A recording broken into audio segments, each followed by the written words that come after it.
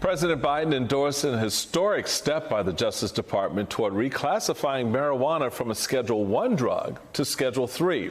This would clear the way for more research on the medical benefits of the drug and has the potential to ease decades of incarcerations for simple possession of marijuana. Joining us now is Democratic Senator Raphael Warnock of the great state of Georgia. On my mind. Senator, thank you so much for being with us. I want you to take a quick listen to what President Biden had to say about that reclassification. Look, folks, no one should be in jail merely for using or possessing marijuana, period. Far too many lives have been upended because of failed approach to marijuana, and I'm committed to righting those wrongs. You have my word on it. Senator, your thoughts. Listen, as a pastor, long before I entered the Senate, I've been focused on America's terrible legacy, particularly over the last 40 or 50 years of mass incarceration. Entire black and brown communities have been hollowed out by the enforcement of marijuana. So often the war on drugs has been a war on black and brown and poor communities. This is a step in the right direction and long overdue. So in that process, so we've taken the first step now with the declassification, which will, as noted, ramp up greater research and broadening the information spectrum around this drug, because we still had in this country, Senator, have a 1930s mindset when it comes to drug, at least with respect to our criminal justice system and our legislative system. States have been leading the way. The feds are starting to catch up with that. The next area of this, though, is how banking regulations will be changed.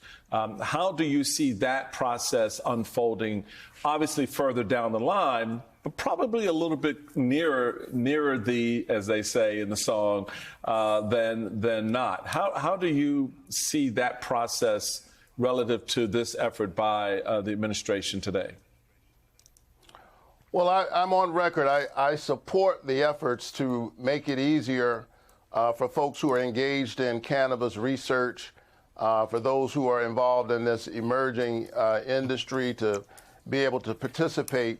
My concern, and Michael, you may not remember, but I pastored in Baltimore, Maryland. Mm-hmm. And I have just seen there and across Georgia and all across our country the ways in which entire blocks and sections of cities all across our country have been hollowed out by the war on drugs. And so my concern is that as we move this safer banking legislation closer to getting over the finish line, that we don't leave these communities behind. It makes no sense that you literally have people locked up in our prisons and in our jails right now for things the last a couple of American presidents have admitted to doing.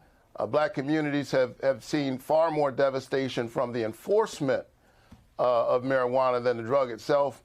I think this is a step in the right direction, but a lot of this happens at the state level. I think it's important that the president has set a tone for this to happen, but there's a lot more work to be done. Senator, can we talk about your home state of Georgia, a battleground yet again this election cycle? I want to play this for you. This is just a sneak peek of a new documentary airing on MSNBC tomorrow, I believe, at 9 p.m. Eastern, called Battleground Georgia. Take a listen. Here in Georgia, we take a lot of pride in the fact that we showed, our fellow brethren across the former, Confederate states that you can catch a W out here statewide. Before 2020, they left us for dead too. And they told us that, it wasn't possible. So, what my message to, the rest of the folks in the South is that, listen, help is coming. That was Kendra Scott, the CEO of the New Georgia Project. I believe that you were key to not being left for dead in Georgia, as you have been on the ballot in the last couple cycles. I think more than five times in less than 3 years. But who's counting? Who's counting? Not us, sir. Not us. At some point, Senator, you're going to actually win that race. I mean, Senator Warnock, Georgia is on the ballot. I mean, you have the president coming there. He's made a number of trips already. The vice president has made a number of trips. Women for Biden kicked off with the first lady there in Atlanta.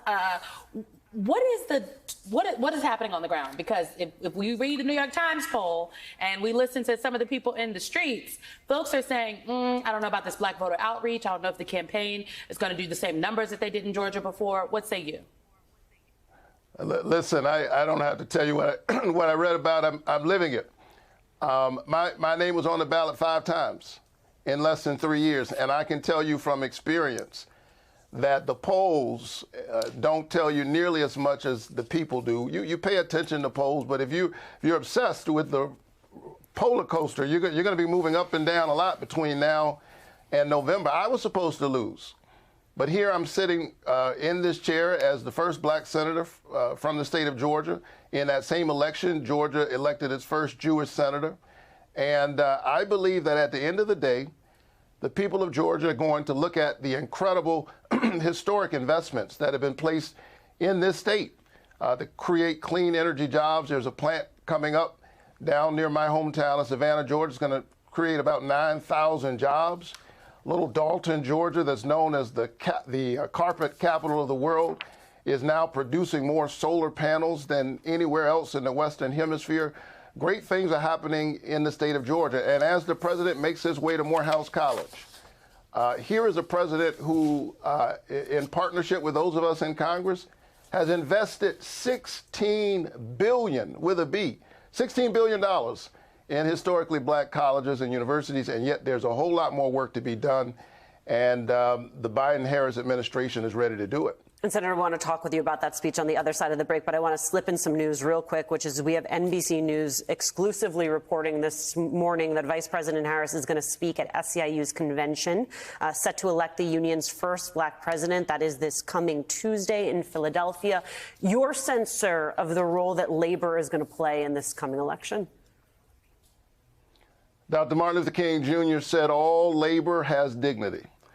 All work matters. And often people talk about the dignity of work, but you can't talk about the dignity of work without affirming the dignity of workers. Here's my experience as someone who grew up watching my dad. He wasn't in a labor union. He was an entrepreneur, but he worked so hard, both as a pastor and as a small businessman. People don't mind working hard. Most people don't. They just want to participate in the prosperity that they are creating for others. They want a livable wage. They want access to health care, to basic benefits, the ability to retire in dignity. They want to make sure their children are okay. And so labor plays an important role in that conversation. It's really democracy in the workplace. And there's not been a more pro-labor president than Joe Biden. You see Senator Warnock spoken like also the pastor of Ebenezer Baptist Church. He's not doing the sign of the shoulders. He's not doing the sign of the shoulders, that's for sure. And it's not even Sunday yet, and already I'm ready to Come on pass now, the plate. pass the plate now. Pass the plate.